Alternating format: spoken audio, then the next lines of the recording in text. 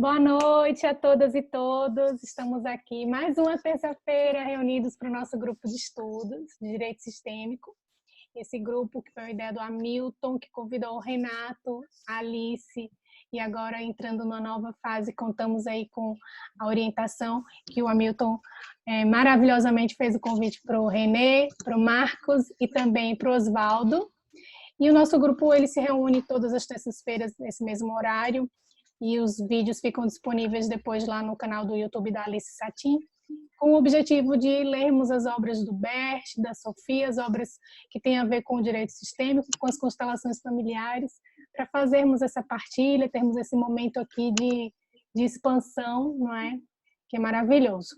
E hoje nós estamos iniciando um novo livro com muito orgulho desse grupo de estudos, e o livro escolhido democraticamente lá pelo pessoal foi esse aqui, Olhando para a Alma das Crianças, do Bert Hellinger, que para mim é um livro especialmente muito tocante, porque eu trabalho nessa área da infância e juventude.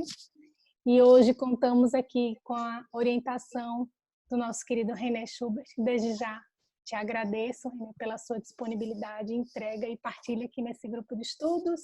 Então, sem mais delongas, com muita alegria, te passo a palavra, meu querido. Muito obrigado, Larissa. Eu gostaria de, antes de mais nada, fazer uma pequena introdução a esse livro. A obra em alemão foi publicada em 2013, aqui no Brasil, 2015. E em 2013, nós tínhamos um grupo lá na Alemanha, e foi um período em que Bert estava afastado, ele estava adoentado. E quem levou esse livro para o campo foi a Manuela, a filha de Sophie Hellinger. E foi muito interessante que logo em seguida esse livro chegou às minhas mãos através de um colega facilitador que foi para a Alemanha. E na capa do livro alemão, dentro dos olhos da criança, do lado direito e do lado esquerdo, você vê a imagem de um homem e de uma mulher. Ou seja, nos olhos da criança, você vê o pai e a mãe. Então, essa capa que foi elaborada pela Manuela, ela fala muito dessa coisa de olhar para a alma das crianças. Na alma das crianças, a gente encontra o quê? O pai e a mãe. É um livro que fala também sobre a pedagogia sistêmica e sobre o trabalho com crianças, Então, acredito que vai ser de grande valia para todos nós, entrar nesse campo que é tão bonito e que hoje aqui no Brasil a gente tem tantos representantes, tantos facilitadores que estão fazendo trabalhos maravilhosos em Brasília, Curitiba, São Paulo, Rio de Janeiro. A Angélica Olveira sempre veio aqui para São Paulo, fez diversas palestras, tal. Quer dizer, vamos entrar agora nesse campo, nesse campo que olha para a criança, que olha para o infantil, logicamente também para o adulto, como eu estava conversando com a Larissa aí, o Rudiger Gogol fala muito também da análise transacional, a questão de como todas essas instâncias habitam dentro de nós.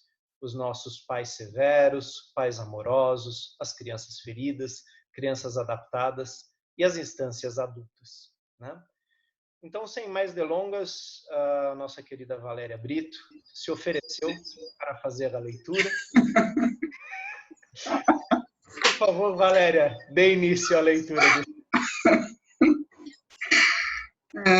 Introdução.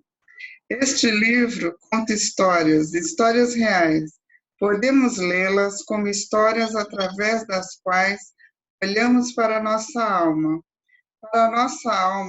como criança e para a alma de nossos filhos. Podemos até lê-las para nossos filhos, mas sempre apenas uma. Crianças mais velhas podem lê-las sozinhas e, com a sua ajuda, compreender a própria alma de uma maneira que as permite respirar aliviadas. Finalmente, encontram uma saída para si, e nós encontramos uma saída para nós mesmos e para nossos filhos. Como ler este livro? Talvez de uma forma libertadora, para além de nossos medos, com relação a estarmos, nós e nossos filhos, no caminho certo. Olhamos para a nossa alma e respiramos aliviados. O que acontece quando nos entregamos a essas histórias e nos deixamos levar por elas? Compreendemos que todas as crianças são boas, assim como nós, contanto que olhemos para a nossa alma com amor.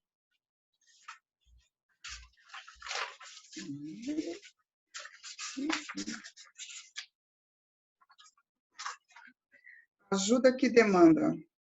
Textos curtos extraídos de um curso para jovens de orfanatos, seus educadores e pais. Vamos lá. Contexto. Hellinger. Muitas crianças são oprimidas por destinos e experiências de infância, principalmente aquelas que vão para orfanatos. Algumas delas perderam os pais e foram entregues a outros. Algumas não tinham lugar em casa, seja qual for o motivo. Esses são destinos que oprimem. Umas lidam com isso melhor que as outras.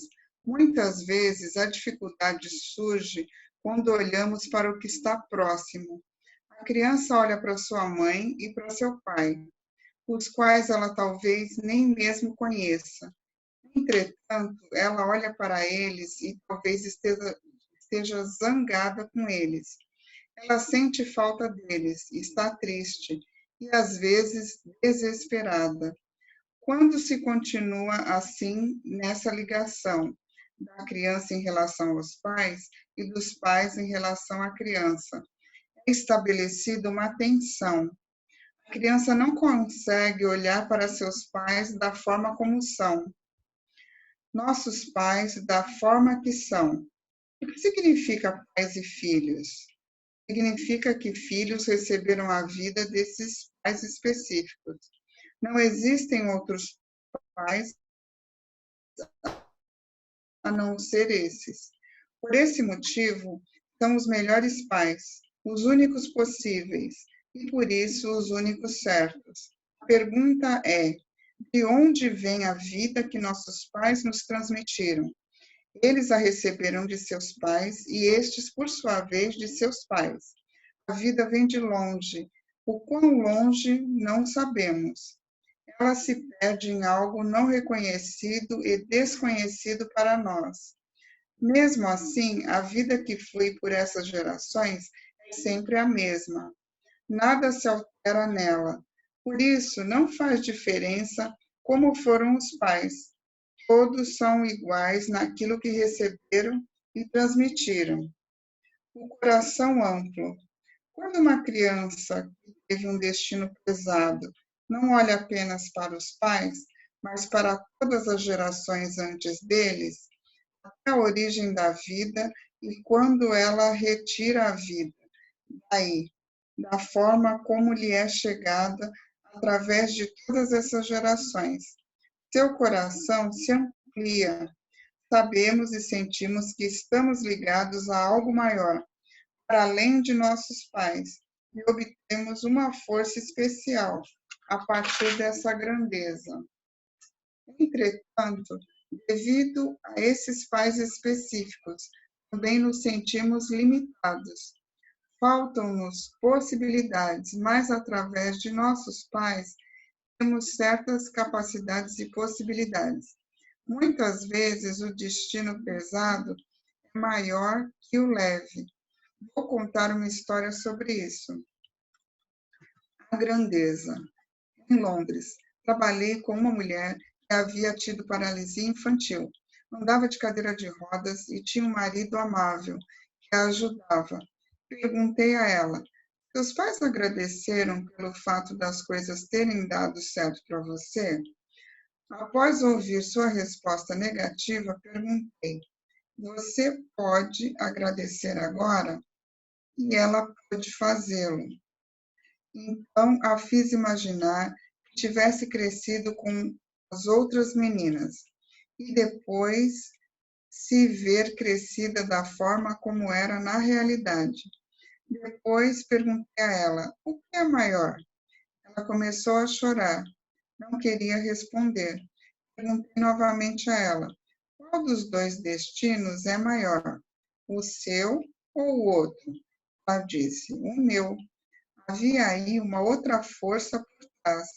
Assim, todos aqueles que têm um destino especial devem ver que há uma força especial por trás deles, desde que concordem com ele e façam algo a partir dele.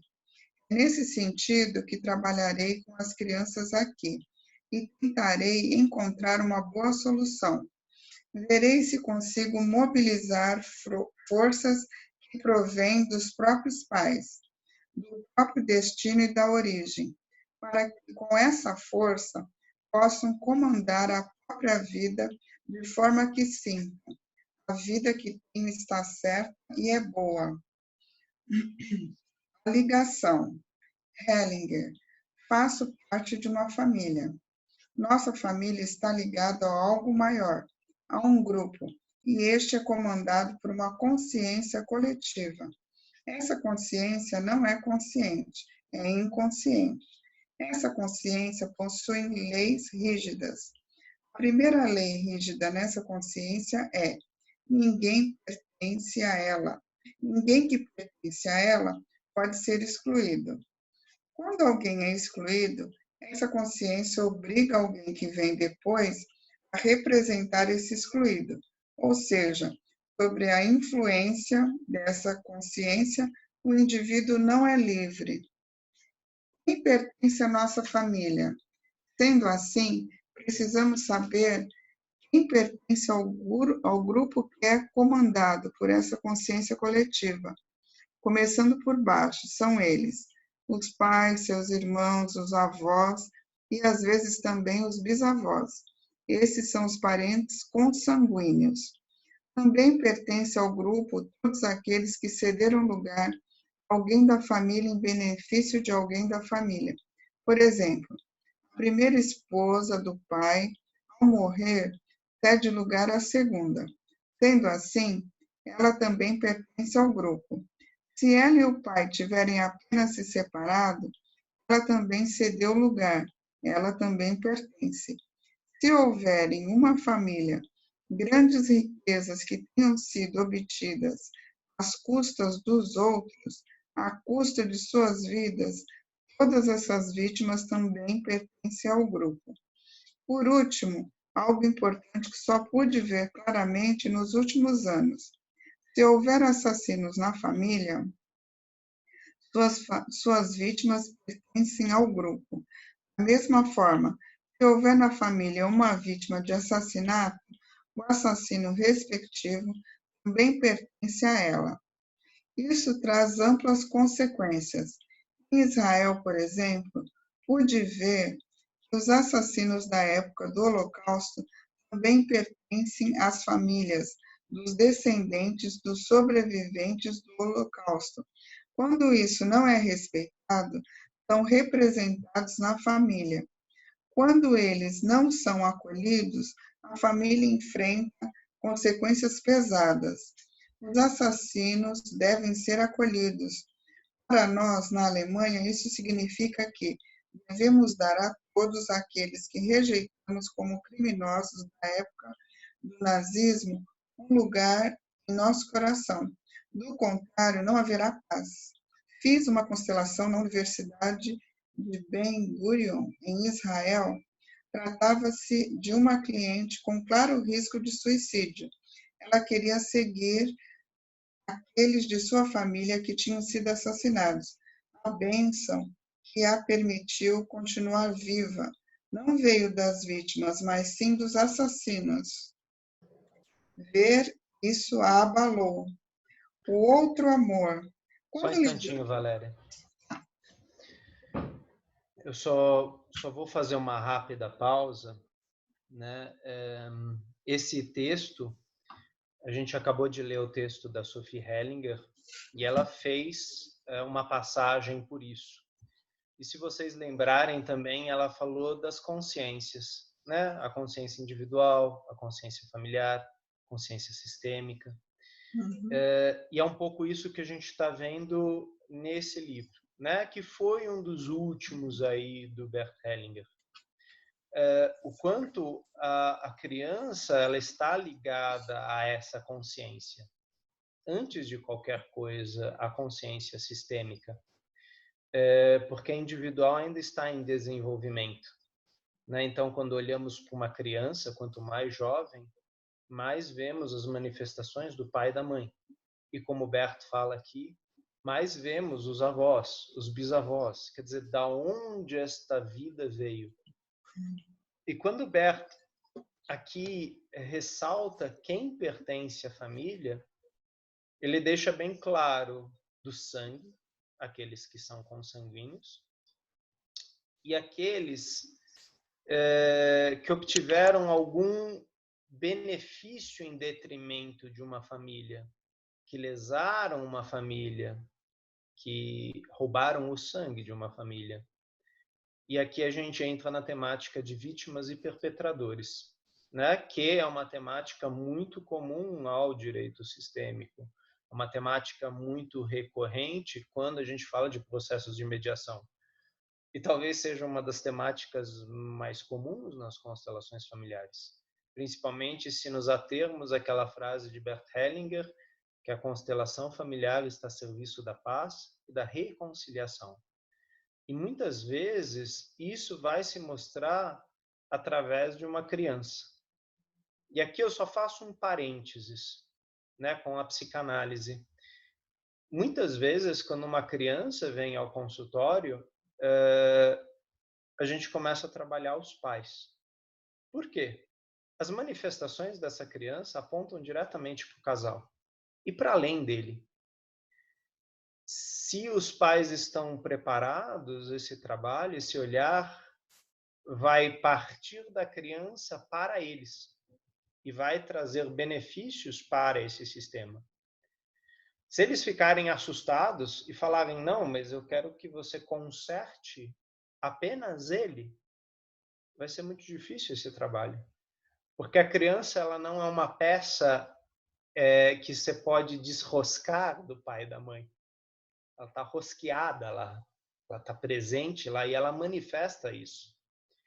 E nesse texto do Hellinger aqui, Quem Pertence à Família, ele também menciona, né? As crianças elas têm uma percepção muito clara de quem pertence à família, mesmo que elas não tenham uma consciência clara de quem é e quem não é, e elas veem aqueles que estão incluídos e elas sentem aqueles que estão excluídos. E elas vão manifestar isso. Elas vão manifestar isso através de brincadeiras, através de desenhos ou através de sintomas. Então, nesse início de Bert Hellinger, eu vejo muitas das colocações comuns à psicanálise infantil, né, que François Dolto utilizava, Maud Manoni, Jacques Lacan, Melanie Klein. A criança ela manifesta algo que está presente nesse sistema e o analista, facilitador, ele vai escutar isso. Isso é uma lealdade, isso é um pertencimento. E aí aquela frase que o Hellinger fala, né? Todos aqueles que têm um destino especial devem ver que há uma força especial por trás deles, desde que concordem com ele e façam algo a partir dele. Pronto, a gente já resumiu, né? Já dá para vocês se sentirem curados, né? Só fazer isso aqui. Mas não é tão simples, né? Reconhecer, diferenciar e poder agradecer, como ele fala desta garota que tinha uma paralisia infantil, isso é um processo. É um processo dolorido que passa por muitos membros da família. E mais recentemente, eu tenho me ocupado com os textos de Hellinger que tratam mais da psiquiatria, mais da psicose, e entra exatamente isso. Muitas vezes, a criança que manifesta algo assim, um destino especial, ela está também num lugar afastado, quase excluído. E puxar os pais, às vezes, coloca em risco o sistema inteiro. Então, é devagar, é delicado, é passo a passo, para que possamos aceitar este destino. Aqui existe uma questão, talvez, da tradução, né? Aceitar o destino. Concordar talvez seja um passo depois. Aceitar o destino tal como ele é, como, por exemplo, entre judeus e nazistas.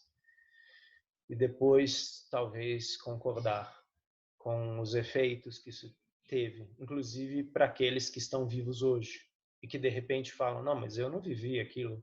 Eu não tenho responsabilidade, eu não tenho culpa. Sim, se você pertence a um sistema que veio de lá, isso reverbera em você.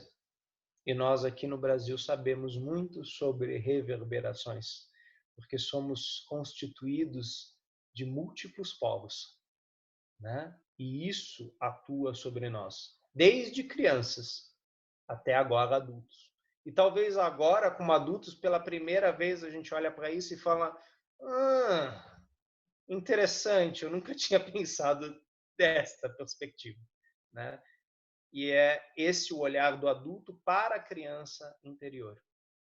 É um resgate desta criança. E muitas vezes nós podemos fazer isso por nós e pelos nossos.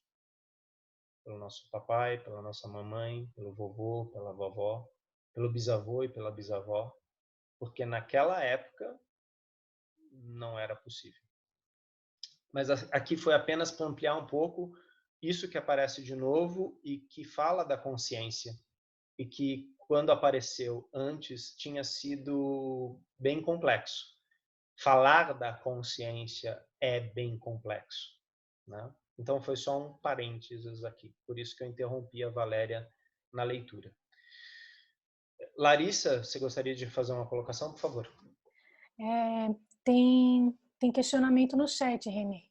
Ok. Você quer fazer agora os questionamentos? Quer abrir agora? Claro, podemos. Tá.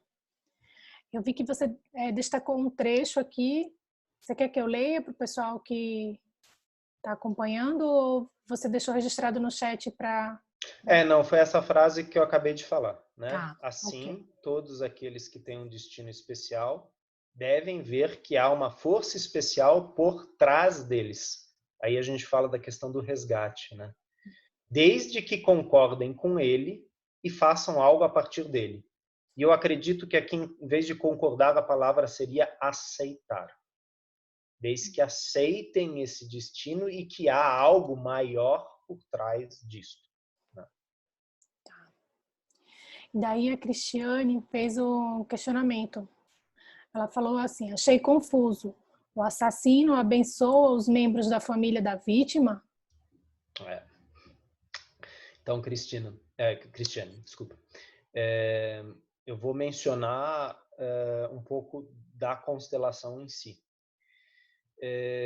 Quando a gente tem uma imagem assim, a gente também tem muita dor. A gente muitas vezes tem o trauma.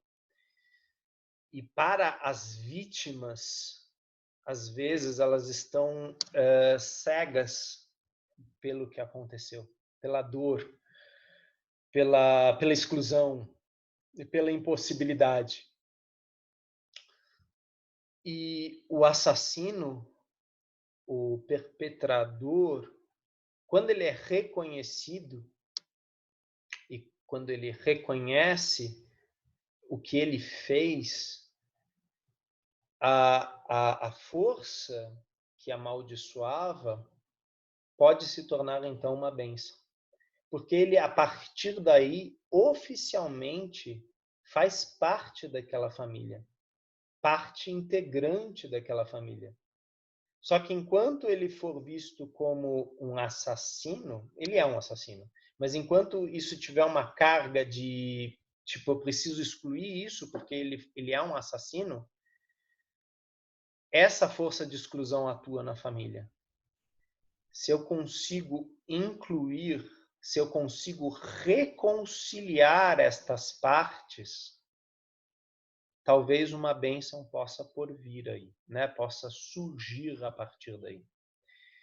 Então, tem um trecho, quando Hellinger fala de vítimas e perpetradores, isso está no livro Paz e Conflito, ele fala a reconciliação acontece quando eu consigo, no espaço interno do meu cliente, ou seja, né, naquele campo morfogênico que aparece nas constelações, juntar vítima e perpetrador e fazer com que ambos se reconheçam. E muitas vezes na constelação familiar a gente tem a frase, fui eu que fiz isso. E a frase de contrapartida, sim, eu sei. E muitas vezes, depende de cada caso, lógico, eu estou fazendo uma generalização aqui, é possível que o perpetrador olhe a partir de todas as vítimas feitas e as consequências depois das vítimas, nos filhos, netos e bisnetos, e diga, eu sinto muito. Quer dizer, não era assim que eu queria. A partir disso, é possível que ele receba um novo lugar. É praticamente um lugar de sangue, no sentido de sangue derramado, né? Então, quando a gente fala quem pertence à família, os assassinos pertencem à família. Os abortados pertencem à família. Os abortados e aqueles que abortaram. Ou seja, todos, né? E isso ficou muito claro na leitura da obra de Sophie Hellinger. Então, são fios, né? Esses fios não são racionais, eles são sistêmicos. Eles são visíveis numa constelação. E muitas vezes a gente vê exatamente esse oculto vir à tona. E às vezes acontece da gente colocar um representante lá, e na hora que aquele representante é colocado, o cliente, ele lembra de uma história e fala, eu acho que esse aí foi a pessoa que meu pai atropelou. Eu acho que esse aí tem a ver com o cara que mandou meu pai morrer. E assim vai, né? Surgem as histórias que estão no sistema, mas que estão veladas, né? Então, muitas vezes a constelação familiar ela permite que venha à tona um tema velado, oculto. Mas é muito interessante que isso está claro para o cliente, não para os representantes lá. Para o cliente fica claro. E às vezes o cliente ele não precisa falar. O facilitador ele percebe no rosto do cliente, na reação dele, no efeito no campo, que há movimento. E aí aquela parte que antes era vista como excluída, como má, como perversa, ela se aproxima. E por incrível que pareça, ela se aproxima com carinho, com afeto. Ela tem agora um lugar. Ela não fazia ideia que com o ato dela, ela perderia seu lugar em sua família e ocuparia um novo lugar no sistema que ela prejudicou. É como se fosse uma troca. E aí a gente fala do equilíbrio também entre dar e tomar. E a gente sabe, dentro dos sistemas familiares, os assassinos internos, eles sofrem consequências através do olhar e dos gestos dos familiares. Não são todos que olham com bons olhos para um assassino dentro do seio familiar, mesmo que esse assassino tenha sido um soldado, ou seja, tenha defendido a sua pátria, tenha defendido a sua crença. A partir do momento que ele cometeu aquele ato envolve a todos no sistema. E às vezes o sistema, para se proteger, afasta, exclui.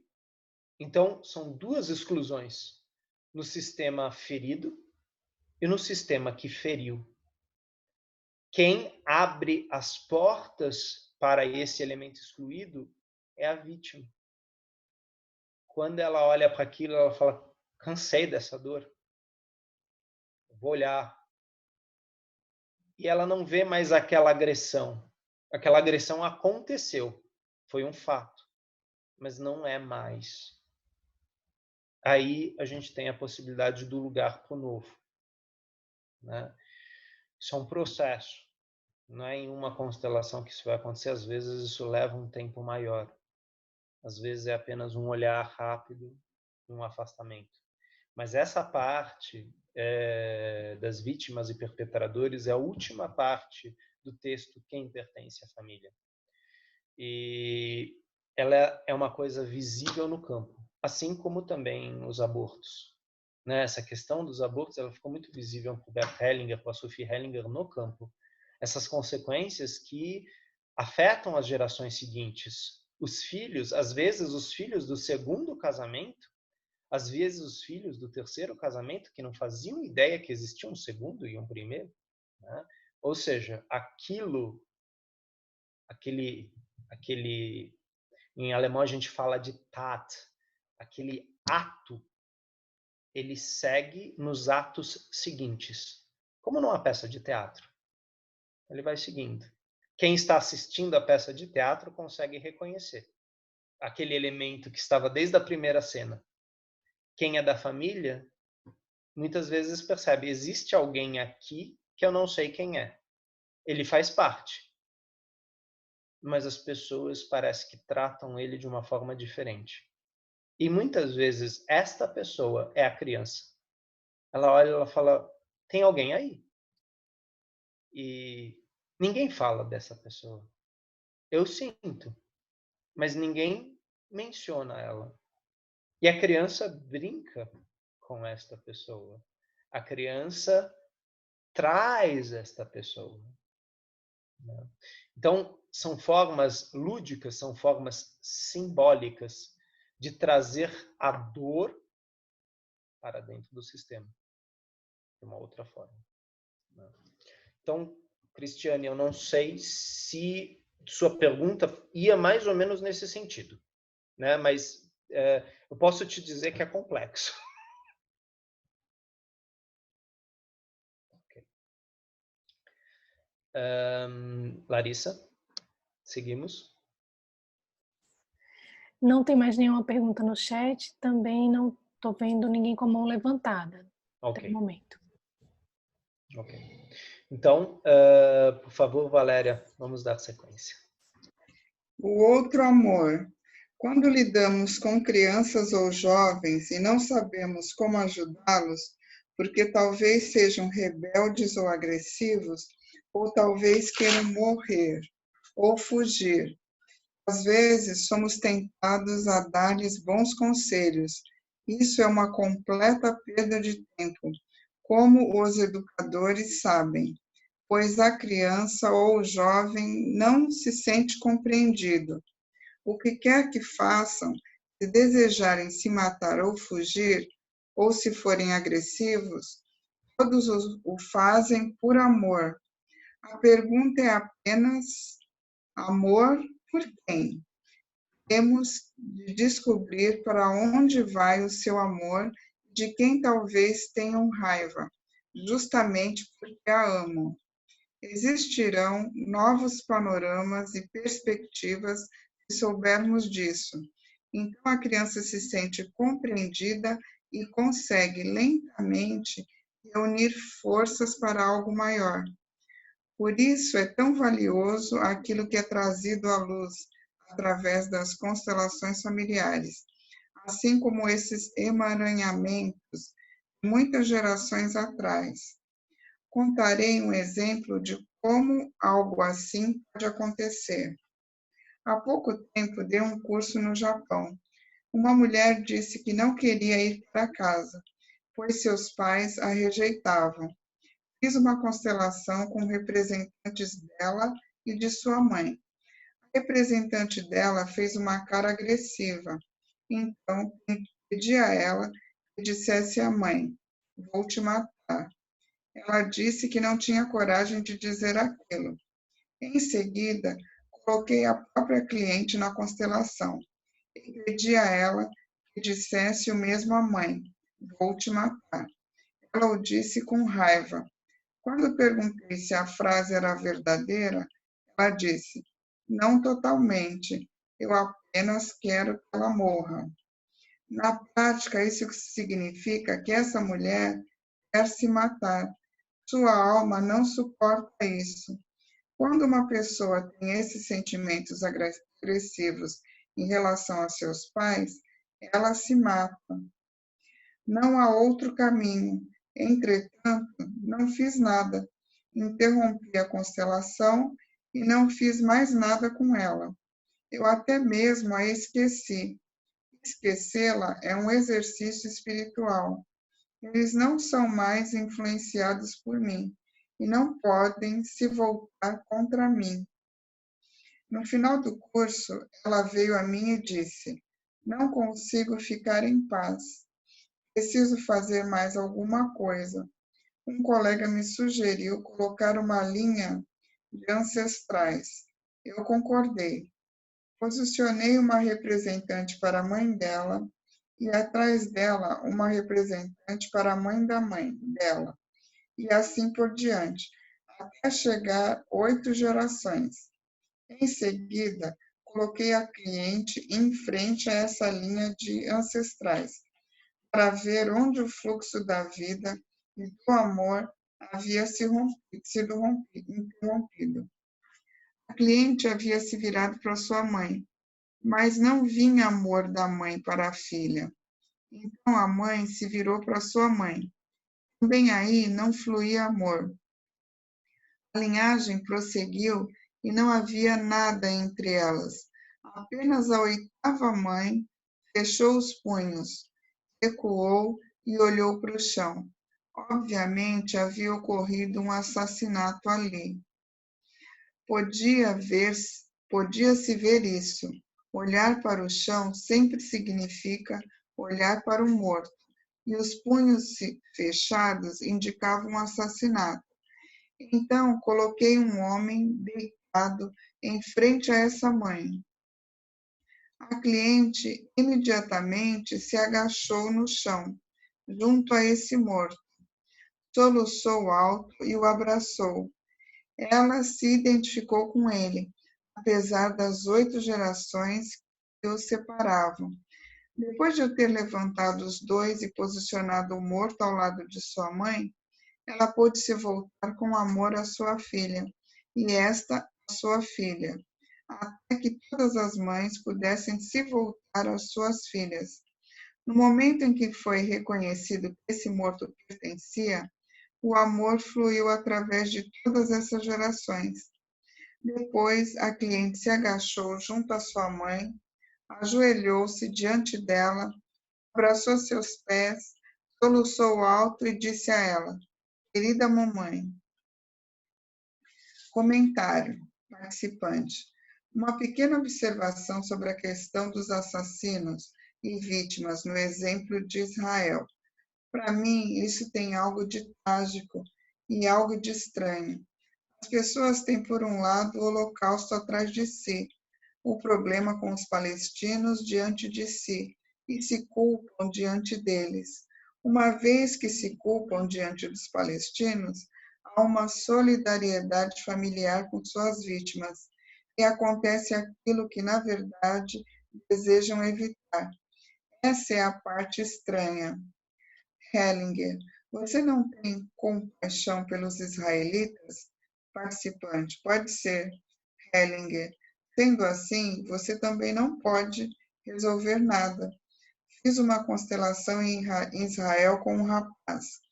Sua família havia viajado com um grupo para o Egito, e um segurança egípcio atirou ao seu redor e matou 8 crianças israelitas, dentre elas a irmã desse cliente, que na época tinha 8 anos.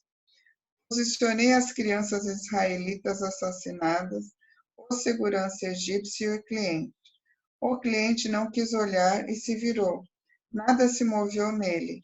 Então, incluí 5 representantes para crianças palestinas assassinadas por israelitas. Aí houve um movimento no grupo. Algumas das crianças israelitas quiseram ir até as crianças palestinas, mas estas recuaram. Então posicionei representantes para os pais das crianças israelitas assassinadas e para os pais das crianças palestinas assassinadas. O segurança egípcio foi até os pais e chorou.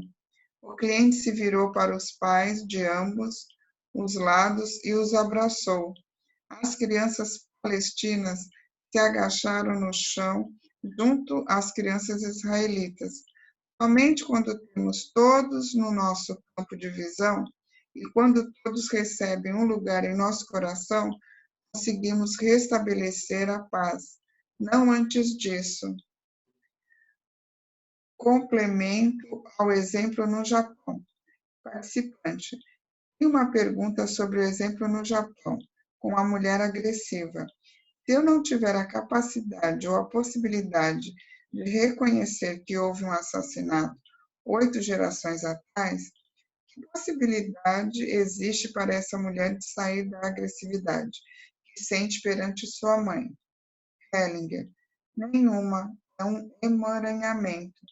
Participante. Em constelações anteriores, vi que os assassinos eram excluídos.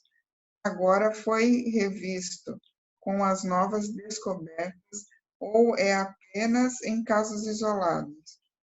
Hellinger. Quando comecei as constelações familiares, estava claro que os assassinos, enquanto estão na família, possuem influência nefasta sobre os outros. Na época, ainda não havia percebido que eles devem ser integrados à família, juntamente com as vítimas. Essa é a novidade. Só um instantinho, Valéria. Nessa leitura que, de certa forma, complementa um pouco essa questão da dinâmica entre vítimas e assassinos, me veio muito à mente o filme O Menino de Pijama Listrado. Não sei se vocês chegaram a ver o filme ou de ler o livro, né? Ele fala um pouco disso, né? Ele fala da inocência infantil, inclusive da inocência infantil em relação aos crimes dos pais, em relação aos crimes das gerações anteriores. Muitas vezes em constelações, o Hellinger ele fala, né, de olhar até 7 gerações atrás, até 8 gerações atrás. E o que a gente pode ver aqui é que isso não é uma coisa certa, não é algo racional, não é algo preciso, mas é um ritual de inclusão. E por incrível que pareça, sem ter conhecimento dessa história, o cliente ele muitas vezes fala, não, tá diferente. Eu sinto que isso faz sentido. E de verdade, o facilitador ele não sabe em que geração ele está trabalhando. Ele não tem essa precisão. Com a teoria das lealdades invisíveis, as lealdades sistêmicas invisíveis, a gente sabe que um evento que está acontecendo agora pode ser uma repetição de um evento que aconteceu na geração anterior, na anterior à anterior, e estar muito lá atrás, e simplesmente ter se repetido diversas vezes. A partir do momento que eu trabalho nessa geração, e a palavra em alemão é erlösen, algo solta. E esse soltar, ele reverbera por todas as camadas geracionais anteriores. Então, é como se a bênção viesse de lá de trás, ecoasse aqui e voltasse para trás. E esse movimento, ele afeta todos os membros, presentes e ausentes, vivos e falecidos, né? Falecidos, talvez no plano carnal, mas em nossa alma, eles continuam atuando, né? Essa é uma das forças da constelação familiar. Através da colocação familiar, eu permito um ritual, eu permito uma possível reconciliação, um olhar para uma história difícil e, às vezes, através de uma temática que parece simples, como relacionamento de casal, como uma ansiedade, um tique nervoso, eu começo a olhar para algo histórico, algo profundo que afeta muitos membros de minha família e que reverbera por todos até chegar em mim. E através disso, eu sou o veículo de transformação. Talvez porque após 4, 5, 6 gerações, finalmente haja maturidade e segurança para fazer esse resgate, para olhar para isso de uma nova forma.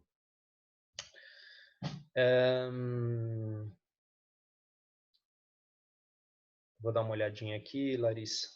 Eu acabei de ver que apareceu algo aqui. Tem um questionamento no chat. Por favor. Agapi, me fala teu nome. Eu já te vi no Facebook, mas eu não lembro o seu nome, por favor. Leandro. Oi, Leandro. Mas todo mundo me conhece lá por Xavier, né? Por favor, Xavier, coloque sua pergunta no grupo. Tá. Eu estava querendo entender essa dinâmica, quando você fala das vinculações.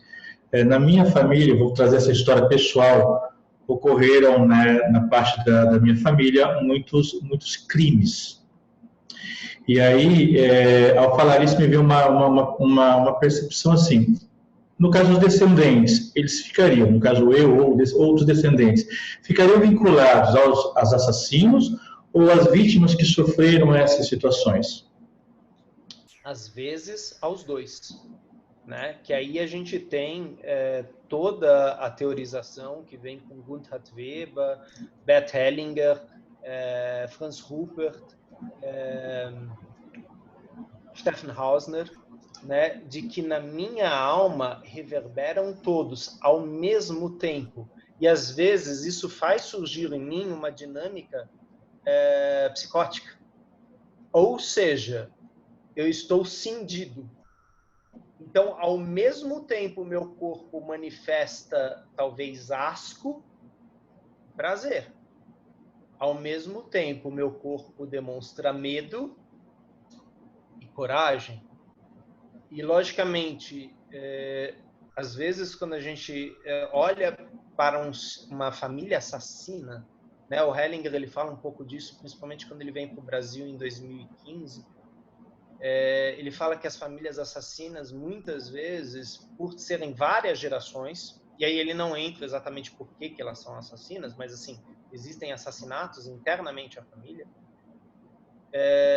você tem várias personalidades ou várias personas, partes, se manifestando em uma mesma pessoa. E automaticamente a confusão advinda disso. Porque ao mesmo tempo eu estou manifestando um assassinato, um assassino e sua vítima ao mesmo tempo. Às vezes em espaços iguais, de tempos diferentes. Porque isso é uma coisa que o Hellinger deixa claro, a constelação familiar ela trata de espaço, ela não trata de tempo. E às vezes esse espaço ele foi ocupado praticamente igual em tempos diferentes. Isso apenas reforçou um molde. Aí a gente entra um pouco na teoria de campos morfogênicos de Rupert Sheldrake, né? Se a Larissa quiser nos abençoar com um pouco da palestra que Sheldrake deu para ela, né? De 1h30, talvez acrescente. Mas o Sheldrake ele fala muito desse molde, né? Mark Woolen, no Canadá, ele também fala muito disso. Quer dizer, é um molde que, por tantas repetições que aconteceram na família, ele repete igual. E, nesse sentido, igual no horror e no prazer. No absurdo e na indiferença. Logicamente, que a sua pergunta eu posso responder dessa forma genérica que eu respondi, mas também, como o Herbert sempre ressaltou, eu preciso olhar para cada caso em sua singularidade, né?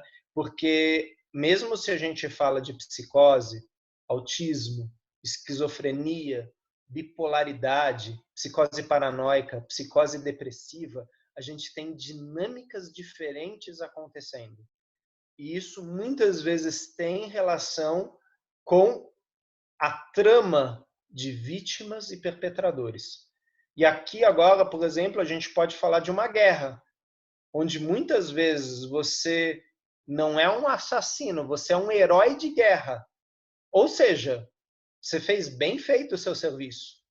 Os inimigos foram eliminados. Isso tem uma carga posterior para você.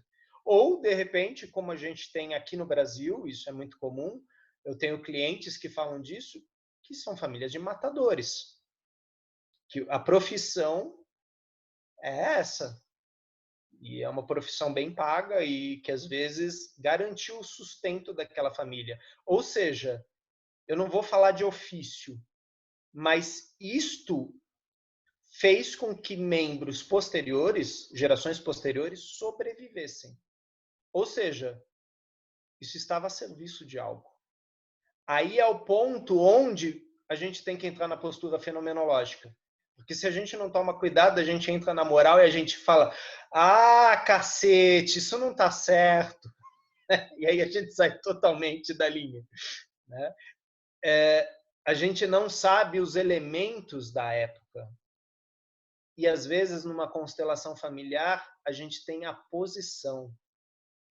E através desse ritual, desses lugares ocupados, o sistema consegue respirar novamente. Porque, às vezes, ninguém se mexe, mas, pela primeira vez, a vítima olhou para o perpetrador e o perpetrador olhou de volta. Só que ele não olhou com mal, ele olhou com reconhecimento. E isso muda. Isso muda o sistema. Né? Então, em Paz e Conflito, nesse livro do Bert Hellinger, ele dá vários exemplos de que, na verdade, o perpetrador ele não olhava para as vítimas. E o que as vítimas mais queriam é que ele olhasse. Quer dizer, amiguinho, você fez, né? E aí? Você vai ficar de costas mesmo? Parece simples, mas a gente percebe a dor que vem, a dificuldade que vem do reconhecimento dessa dinâmica. De, sim, fui eu. Né? E a gente sabe, existiam motivos para isso, existia uma justa razão, né? Naquela época. Às vezes, aquele assassinato era para defender algo maior. Quer dizer, estava-se a serviço de algo maior. A gente não tem essa informação. A gente tem este lugar. E é deste lugar que a gente vai trabalhar. Né? Então, não sei, Xavier, se te ajudou, né, nessa pontuação ou se você gostaria de complementar com mais alguma coisa. Bom, foi uma sessão aqui já. Foi uma sessão. Então, para mim ficou algo que você falando agora, né? Então, eu preciso entrar em paz aqui com os assassinos e com as vítimas da minha alma. Isso já é o suficiente. Né? É porque tem muitas histórias na minha família, então sempre eu olhava para essa dinâmica, poxa, e aí reproduzia algumas situações, claro, não de crimes, mas observar onde está, né? Para onde está olhando? Para as vítimas do que eles fizeram ou para aqueles que cometeram tal situações sem acusar ou sem julgá-los, né? Mas esclareceu muito. Muito obrigado, René. Eu vou te falar uma resposta que o Hellinger deu dentro desse livro, Paz e Conflito. E é uma coisa que eu li também no Sami Storch, né? Naquele site dele sobre direito sistêmico. Ele também trabalha com jovens infratores, né? Então ele traz também esse background, né? Que nós aqui no grupo de direito sistêmico acabamos olhando também para isso, né? Mediação, reconciliação. O Hellinger, depois da constelação, né? Depois da dinâmica com o cliente, ele pede para o cliente olhar para o público. E aí ele fala, começa olhando para as primeiras fileiras e olhe nos olhos das pessoas e diga, sim, eu estou aqui, vocês estão aí. E aí ele fala, vai olhando além até que seus olhos vão para muito além, para um momento muito distante, distante dessas histórias, dessas tramas, destes dramas. E fique um tempo com esse olhar lá longe. Ao mesmo tempo que tudo isso está à sua frente. Ou seja, eu tenho esse todo e o além. É uma meditação que ele traz. E ela está nesse livro, Paz e Conflito. Se você procurar na parte onde ele fala sobre as psicoses, você vai encontrar essa meditação. Ela é muito interessante porque ele faz todo esse trabalho com o cliente e aí depois ele sugere isso para a pessoa. Que é para você não ficar preso numa trama específica. Porque exatamente essa é a questão do emaranhamento, né? O emaranhamento, ele é um signo, e esse signo mostra que algo precisa ser visto e resgatado. O problema é o resgatar, olhar para isso e continuar puto, continuar preso, continuar com raiva. Talvez eu preciso de algo mais. Talvez eu preciso de mais alguma frase, algum gesto. Mas algo ainda está emaranhado aí, né? Então o Hellinger ele fala, é importante eu fazer esse trabalho sim, que eu olho para esse estreito, e geralmente quando o cliente vem para nós, ele vem do estreito, e ver se é possível ir para o amplo. E nesse amplo eu incluo todos, as vítimas e os perpetradores. E se eu consigo fazer isso, eu como representante do meu sistema, todos estão fazendo isso. Então é exatamente isso, é como se eu tivesse a autorização do meu sistema para fazer isso.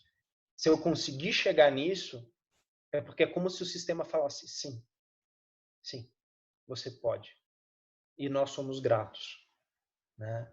Então, é muito poderoso isso, né? Por isso que muitas vezes a gente fala, né? Exige muita coragem você se expor a esse campo. Assim como também você não está sozinho nesse campo. Porque se você está olhando para aquilo, você tem autorização para olhar para aquilo, né? E isso tem muita força, né? Para todos nós, né? Assim como também tem muita força quando um sistema mostra um segredo e fala, não mexe aí. E é melhor que nem você, nem o facilitador mexam aí. Porque o sistema ele quer que aquilo fique preservado. Ainda não é o momento para aquilo se manifestar. E se o sistema mostra isso, a gente respeita. Por isso que o Hellinger sempre falava, eu confio plenamente nos representantes, no movimento dos representantes. E ele estava em sintonia com eles. Quando aparece um segredo, muitas vezes a gente vê o impacto que isso tem nos representantes, no campo como um todo, né? Nesse amplo. Mas agradeço a sua colocação, Xavier, né? Eu acredito que muitos daqui foram tocados por isso. Quando estamos no campo brasileiro, a gente tem muitos conflitos que ainda vão ser estudados, que ainda vão ser honrados, que ainda vão receber um lugar, porque ainda tem muita coisa encobrindo isso, tem muita neblina, tem muita fumaça, mas isso pouco a pouco vai vir. Larissa, por favor. E eu tô aqui só suspirando. Sim. Eu te chamei na chincha, que nem você fez com a Valéria, mas gostaria de colocar alguma coisa do Sheldrake, porque eu estou curiosíssimo. A palestra dele foi incrível. Eu não sabia se eu ficava assim, eu acho que eu esqueci até de respirar, nem piscava os olhos. A Claudinha também estava lá. Claudinha, eu vou te chamar aqui na chincha. E depois eu fiz algumas anotações. E daí, pontualmente no que a gente conversou aqui agora, a Claudinha tem algo sobre o Sheldrake. Claudinha, quer falar? Consegue abrir aí seu microfone?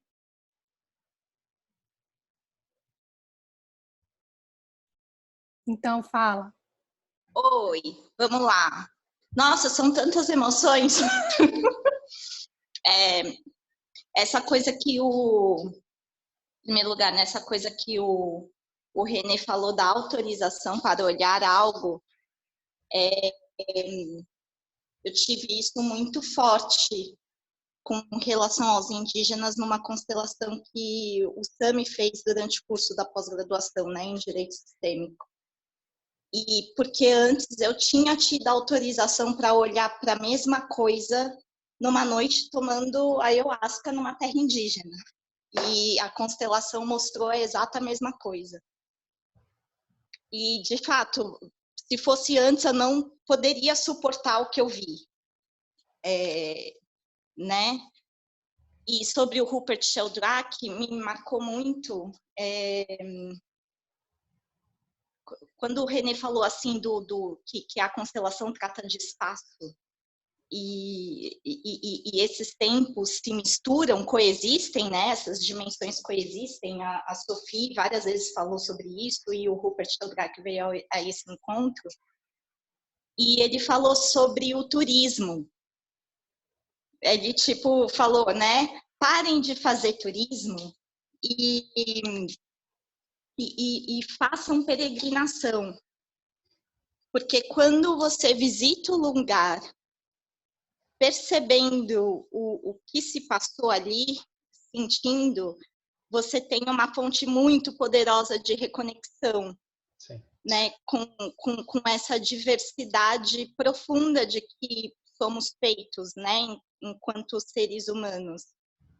E foi muito bonito assim para mim, porque principalmente esse ano de 2019 que eu viajei muito, né, e fui para lugares muito importantes da minha ancestralidade, né? Já estou aqui no Acre faz uns anos, fui para Bolívia, meu pai é boliviano. Aí esse ano fui para Portugal, fui para Espanha, eu sou latino-americana, então ter ido para Portugal e Espanha, tinha hora que dava bug do milênio, assim, na minha cabeça, no meu corpo, porque eu às vezes eu não conseguia suportar o tanto de informação, e é uma mistura, assim, de nossa, será que eu suporto isso tudo de vida em mim, né?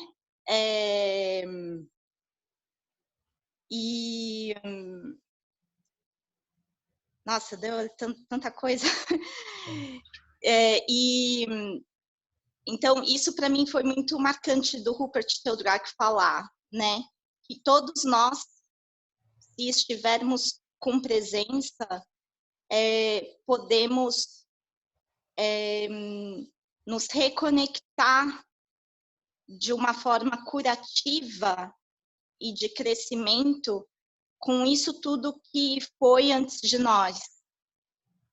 Mas que, na verdade, não é que foi, porque ainda, digamos assim, meio que né? Porque ainda faz parte, ainda está lá latente, ainda está lá operando, né? Nisso do que somos feitos hoje, no aqui e agora, né? Uhum. Então, isso para mim foi muito bacana, assim, de ouvir. E tantas outras coisas, é que a gente já está no finalzinho, né, galera? Eu não quero me alongar. Mas é isso, a primeira coisa que me veio para falar é isso. Vamos fazer peregrinação. Legal, Cláudia. Não, isso é muito importante, porque você está falando da importância do resgate, né? De eu olhar para aquele lugar e olhar para a história daquele lugar. E aí eu aproveito e faço uma conexão com o que a Juliana Leal escreveu aqui no texto. Juliana, a Sophie Hellinger, ela falou, se eu não me engano foi em 2016, Larissa me corrija, da importância da gente honrar os indígenas dessa terra, que só quando a gente honrasse os indígenas do Brasil, talvez a gente teria reflexos diferentes na política brasileira. E isso inclui também os afrodescendentes.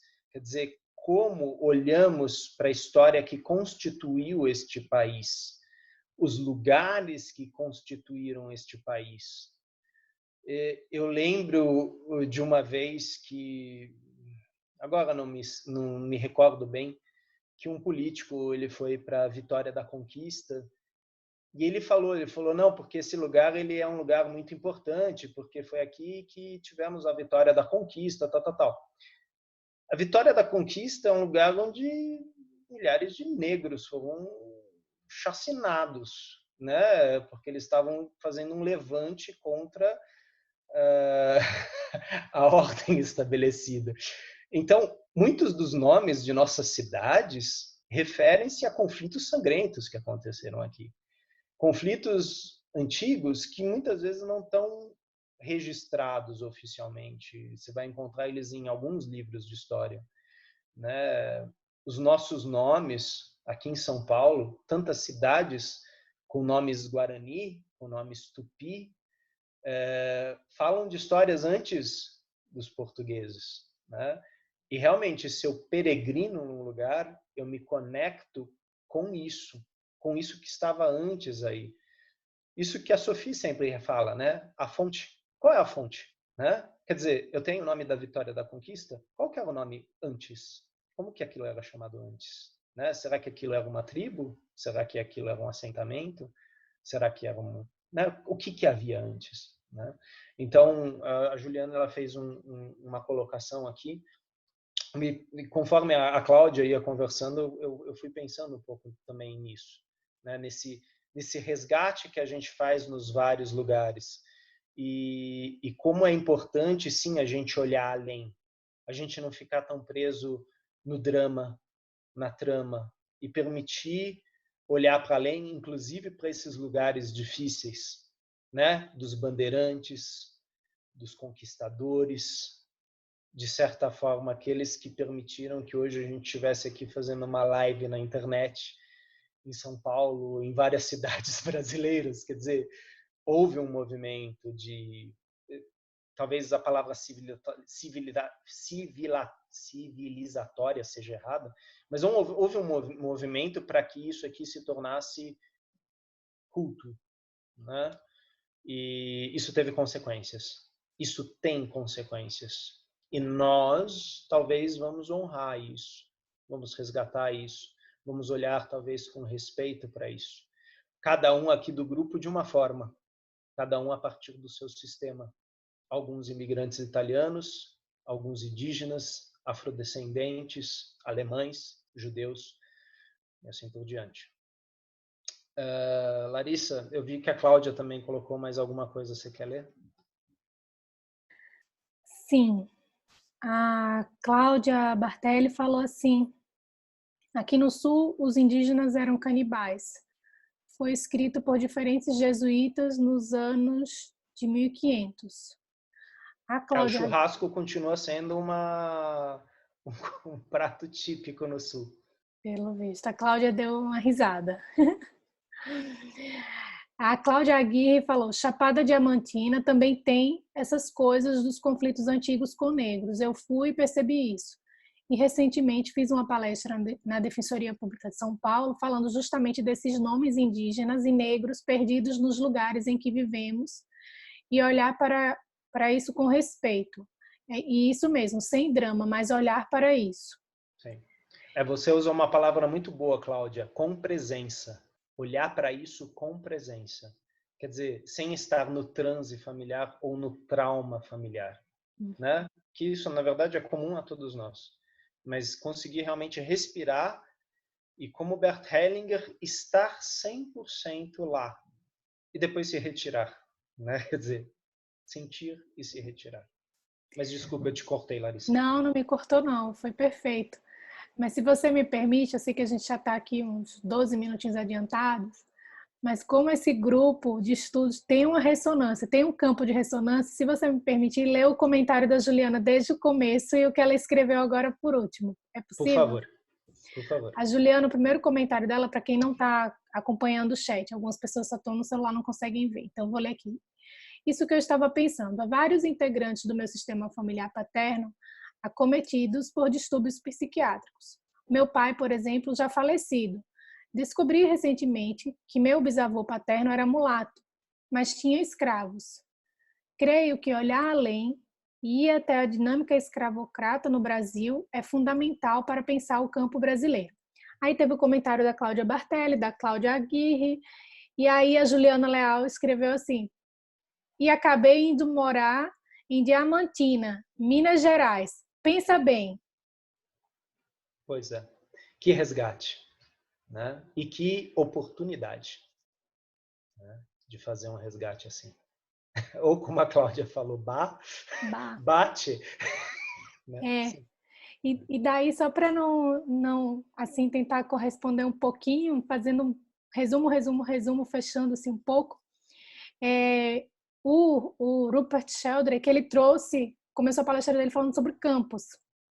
E daí ele falou dos campos sociais, que todos os indivíduos estão conectados entre si nesse campo e permanecem conectados ainda que mantenham distância. E aí, no meio da palestra, ele fala que as famílias também possuem esse campo, e esse campo atua entre os membros da família.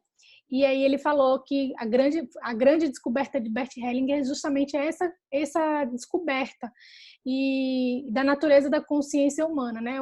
O fazer, cumprir o papel, não cumprir, a boa consciência, a má consciência. E essa estrutura de campo, ela é herdada por ressonância mórfica, ele explicou, por similaridade. E os grupos familiares, eles possuem essa estrutura de similaridade. Então, quando o que você estava explicando, né, dessa permissão, a permissão que a gente tem de olhar, talvez a permissão que tenhamos agora de ter essas compreensões aqui no grupo, os representantes eles entram nessa ressonância como parte do campo. E aí, como é que o campo pode ser alterado pela constelação familiar? Ele explicou assim que, pelo que eu anotei brevemente, que a constelação faz algo com essa estrutura ancestral. E quando a constelação termina, já tem algo diferente. Então, com certeza, eu acho que hoje nós saímos daqui bem diferentes do que quando começamos. Para mim, foram muitas fichas, muita coisa muito intensa, Renê. E aí, Juliana, eu queria compartilhar contigo que eu voltei da Alemanha com vários pensamentos, assim, várias coisas. Me deparei com esse livro aqui e com um chamado para aprofundar essa visão. Então, queria compartilhar com vocês essa leitura aqui. É um livro do Laurentino Gomes, é um lançamento que ele pesquisou profundamente e lançou o volume 1 sobre escravidão, do primeiro leilão de cativos em Portugal até a morte de Zumbi dos Palmares. Sim. E é o Laurentino Gomes que tem aquele livro fantástico sobre a vinda da família real portuguesa para o Brasil. Né? A trilogia. É a trilogia. E como nada é por acaso, vou só contar assim, que ele também resolveu escrever um livro sobre peregrinagem, sobre peregrino, conta a história um pouco. Então, assim, incrível, né? Nada é por acaso. Sim. Apenas mais um adendo, Larissa. Obrigado pela sua colocação nesse grupo, pelo que você trouxe do Rupert Sheldrake. Para todos que têm interesse, no site da Hellinger foi disponibilizado a palestra de 1h30 de Rupert Sheldrake.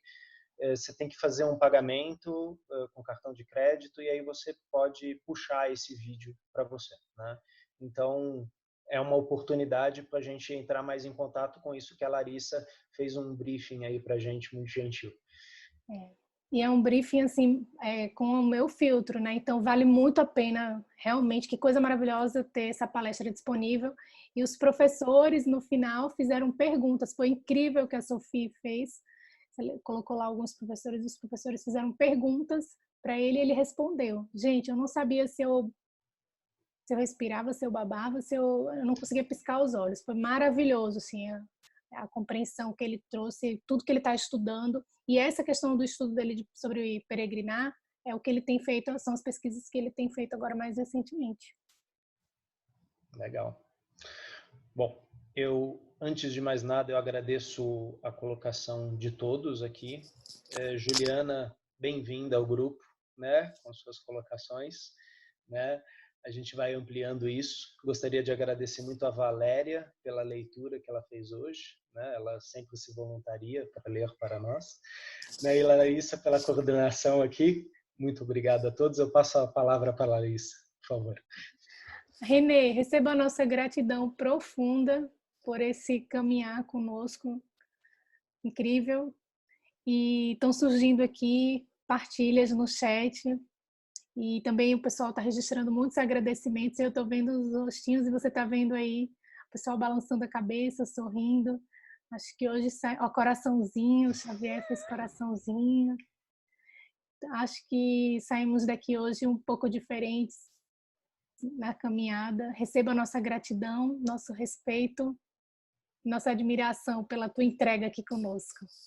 E aí, pessoal, até a próxima semana. Obrigada, Valéria. Obrigada a todo mundo que está aqui e que vai assistir depois. Beijão.